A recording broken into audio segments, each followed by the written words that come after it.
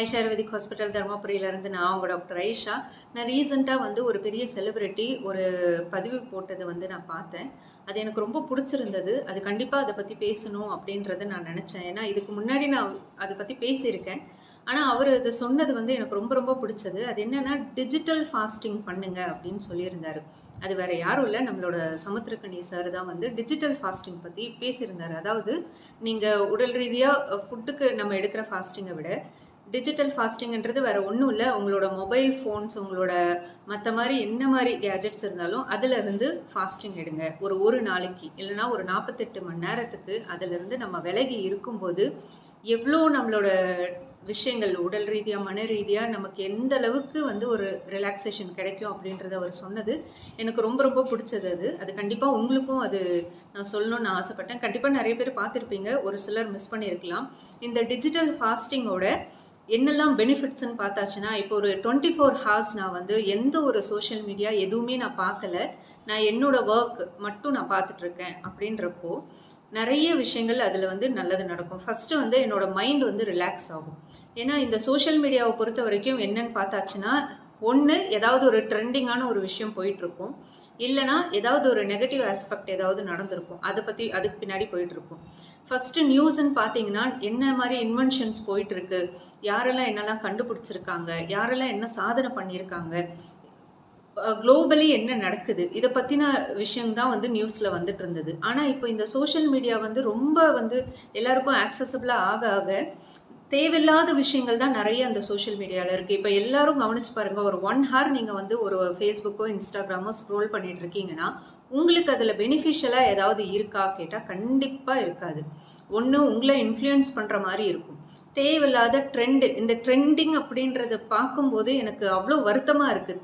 சம்மந்தமே இல்லாமல் தேவையே இல்லாத ஒரு விஷயத்த வந்து ட்ரெண்ட் பண்ணுறது, இன்ஃப்ளூயன்ஸ் பண்ணுறதுன்னு நான் எதை சொல்கிறேன்னா, எனக்கு ஒரு ப்ராடக்ட் தேவையே இருக்காது, அது எனக்கு என்னன்னே தெரிஞ்சிருக்காது, அது எனக்கு எந்த விதத்துலையும் யூஸ்ஃபுல்லாக இருக்காது. ஆனால் அது ஒருத்தங்க வந்து அதை யூஸ் பண்ணுறாங்கன்ற காரணத்தினால அவங்க சொல்கிறத கேட்டு அதை நான் வாங்கி அதில் மணியும் வேஸ்ட் ஆகும். அது எனக்கு யூஸ்ஃபுல்லான்னு பார்த்தா கண்டிப்பாக இல்லை. கண்டிப்பாக இப்படி போயிட்டு இருக்கும்போது என்னோட பேங்க் பேலன்ஸ் வந்து குறைஞ்சிட்டே தான் வரும். சேவிங்ஸ்ன்றது இல்லாமலே போயிடும்.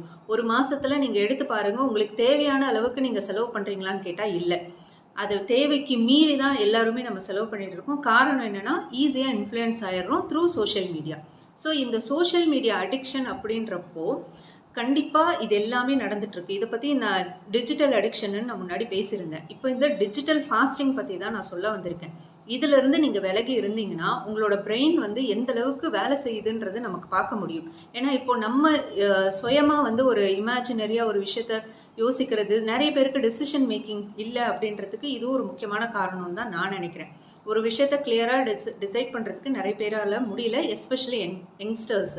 ஏன்னா அவங்களுக்கு செல்ஃப் கான்ஃபிடென்ஸே ரொம்ப கம்மியாக இருக்குது. ஒரு செல்ஃபாக டெசிஷன் எடுக்கணும்னா முடியல. அதுக்கு எல்லாம் காரணம் பார்த்தா நம்ம மூளை வேலையே செய்ய விடாத அளவுக்கு இந்த சோஷியல் மீடியா வந்து நம்மளை வந்து இன்ஃப்ளூயன்ஸ் பண்ணி வச்சிருக்கு.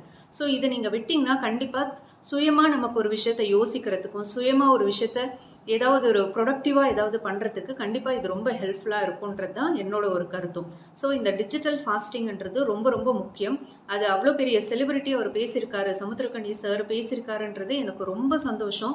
ரொம்ப பர்சனலாக நான் அவருக்கு தேங்க் பண்ணணும்னு நினைக்கிறேன். அவர் இந்த வீடியோ பார்ப்பாரான்னு தெரியாது, பட் பார்த்தா எனக்கு ரொம்ப சந்தோஷமாக இருக்கும். ரொம்ப ரொம்ப நன்றி ஐயா, நீங்கள் அதை பற்றி பேசினதுக்கு. ஸோ இது முடிஞ்ச அளவுக்கு வாரத்தில் ஒரு 3 நாள் நீங்கள் ஃபாலோ பண்ணுங்கள். கண்டிப்பாக உங்கள் லைஃப் நிறைய விஷயங்கள் சேஞ்ச் ஆகிறது பார்க்க முடியும். ஏன்னா ஃபோன்லேயே மூழ்கி இருக்கிறதுனால சுற்றி என்ன நடக்குதுன்னு நம்ம கண்ணால் பார்க்க மறந்துடுறோம்.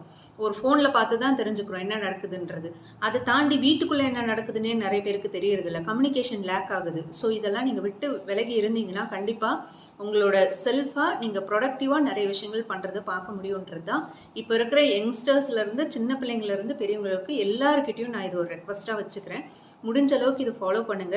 தயவு செஞ்சு இந்த வீடியோ எல்லாருக்கும் ஷேர் பண்ணுங்க. எல்லாரும் இது மூலியமா பயன் அடையணுன்றது தான் என்னோட ஆசையும். தேங்க்யூ.